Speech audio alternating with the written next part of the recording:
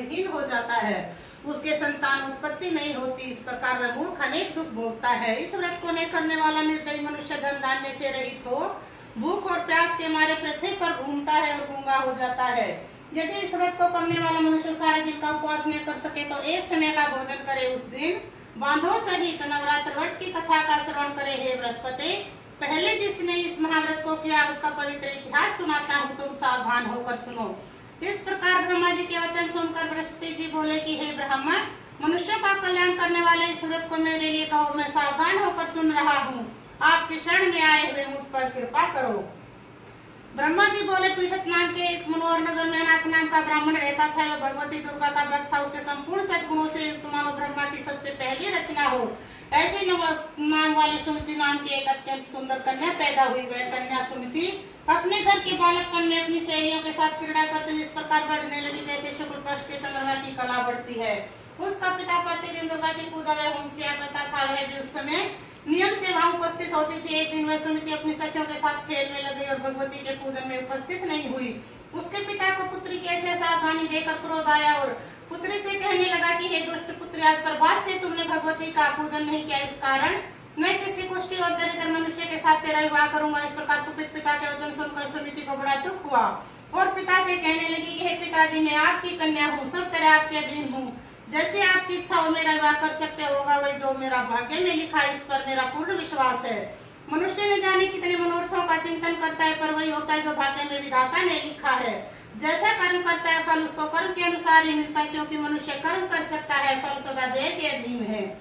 जैसे अग्नि में पड़े तीर्णादि उसको और अधिक प्रदीप्त कर देती है, उसी तरह अपनी कन्या के कई निर्भयता से कटोचनों को सुनकर उसको और अधिक क्रोध आया। उसने अपनी कन्या का विवाह कुष्ठी के साथ कर दिया और अत्यंत क्रोध होकर पुत्री से कहने लगा कि जाओ जाओ जल्दी जाओ और अपने कर्म का फल भोगो, देखे केवल भाग्य के भरोसे रहकर क्या करती है।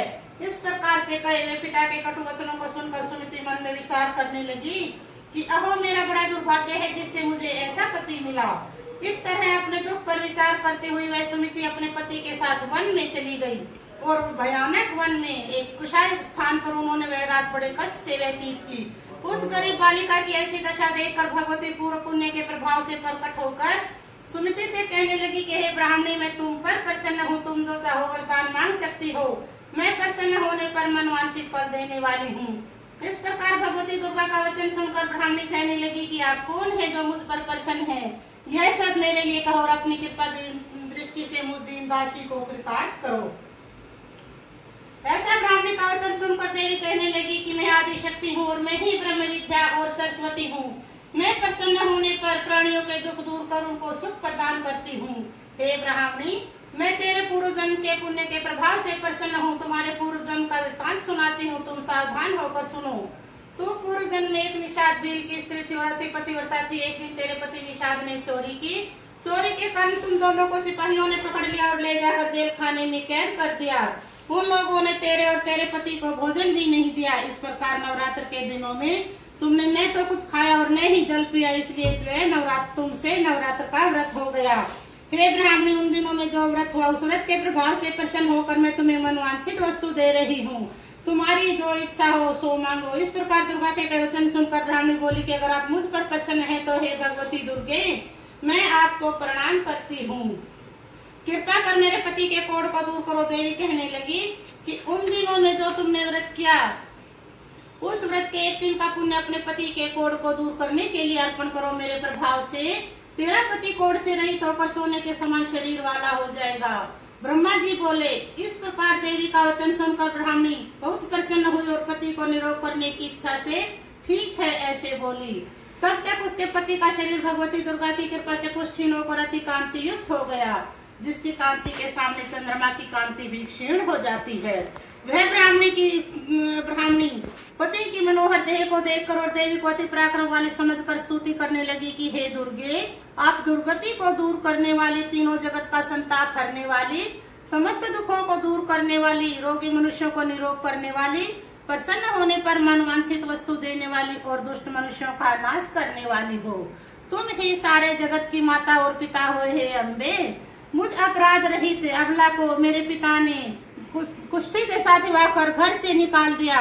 उसकी निकाली हुई मैं पृथ्वी पर घूमने लगी। आपने ही इस आपत्ति रूपी समुद्र से मेरा उद्धार किया है। हे देवी, मैं आपको प्रणाम करती हूँ, मुझ दीन की रक्षा करो। ब्रह्मा जी बोले, हे बृहस्पति, इस प्रकार उस सुमति ने मन से देवी की स्तुति की। उससे की हुई स्तुति को सुनकर देवी को बहुत संतोष हुआ और ब्राह्मणी से कहने लगी कि हे ब्राह्मणी, तुम्हारे उदाले नाम का एक अति बुद्धिमान, धनवान, कीर्तिमान और जितेंद्रिय पुत्र शीघ्र ही होगा। ऐसा कहकर वह देवी उस ब्राह्मणी से फिर से कहने लगी कि हे ब्राह्मणी, और जो कुछ तेरी इच्छा हो वह मनवांछित वस्तु मांग सकती हो।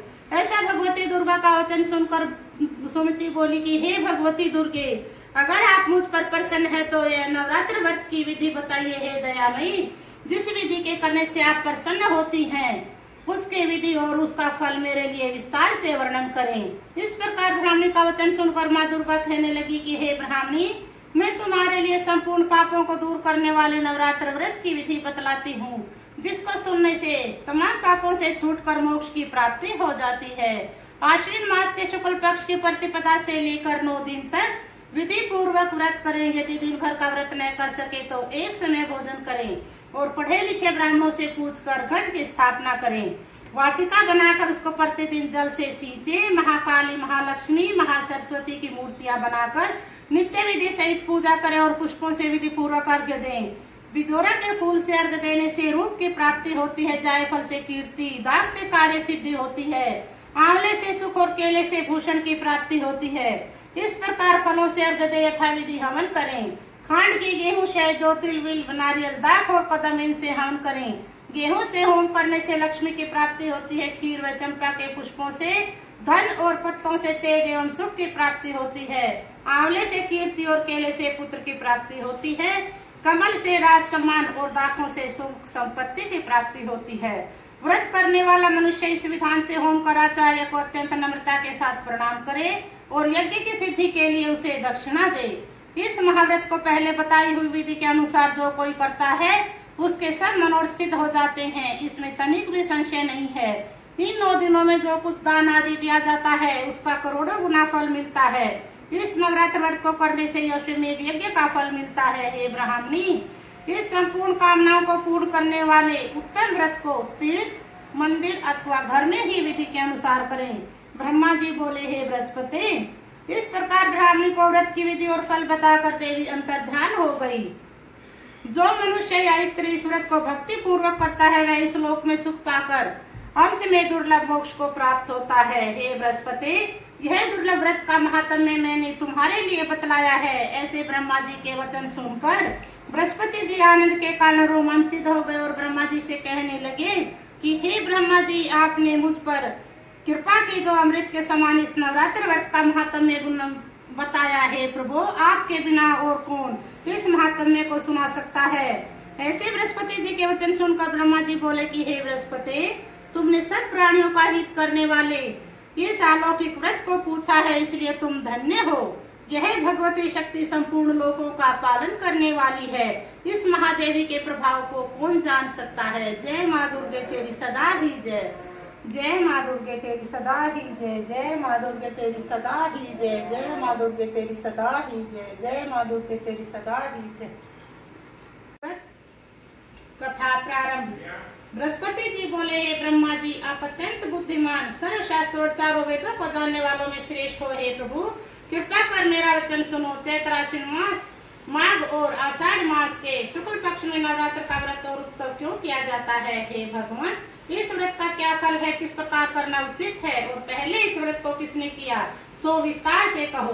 बृहस्पति जी का ऐसा प्रश्न सुनकर ब्रह्मा जी कहने लगे कि हे बृहस्पति, प्राणियों का हित करने की इच्छा से तुमने बहुत ही अच्छा प्रश्न किया है। जो मनुष्य मनोरथ पूर्ण करने वाली दुर्गा, महादेवी, सूर्य और नारायण का ध्यान करते हैं वे मनुष्य धन्य हैं। यह नवरात्र व्रत संपूर्ण कामनाओं को पूर्ण करने वाला है। इसके करने से पुत्र चाहने वाले को पुत्र, धन चाहने वाले को धन, विद्या चाहने वाले को विद्या और सुख चाहने वाले को सुख मिल सकता है।